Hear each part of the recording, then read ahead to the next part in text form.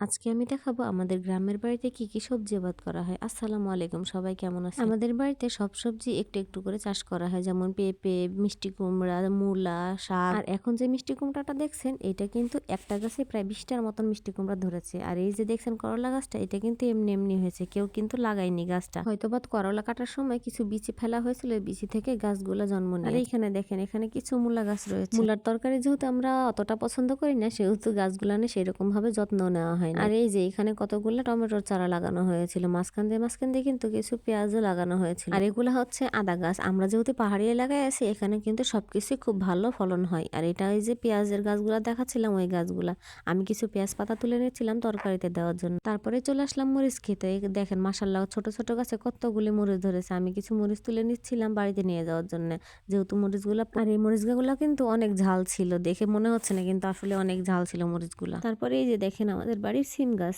মাশাল্লাহ কতগুলা সিম ধরেছে। গ্রাম এলাকায় কিন্তু ম্যাক্সিমাম শীতের দিনে সবার বাড়িতে সিম গাছ একটা করে থাকবে। আর আমাদের এই সিম গাছটাতে কিন্তু অনেকগুলা সিম ধরেছে। আর আমাদের বাড়িতে কিন্তু সিম গাছের বেশ কয়েকটা জাত আছে। এটা কিন্তু আরেক জাতের, এটাতে মাত্রই ফুল এসে। আর এটা হচ্ছে সজের পাতা। সজের পাতা কে কে খান অবশ্যই কিন্তু কমেন্ট করে জানাবেন। আমাদের এদিকে তো প্রচুর। তারপরে চলে আসলাম লাউয়ের জাংলায়। এই লাউয়ের জাংলায় কিন্তু অনেকগুলো এবার লাউ এসেছে ছোট ছোট। আর এই যে ক্ষেতের আলু, মাত্রই কিন্তু ক্ষেতের আলুগুলা বড় হওয়া শুরু করে দিছে। এটা কিন্তু দেশি আলু, ছোট ছোট যে লাল লাল আলুগুলা হয়, এটা সেই আলুটা। ধন্যবাদ সবাইকে।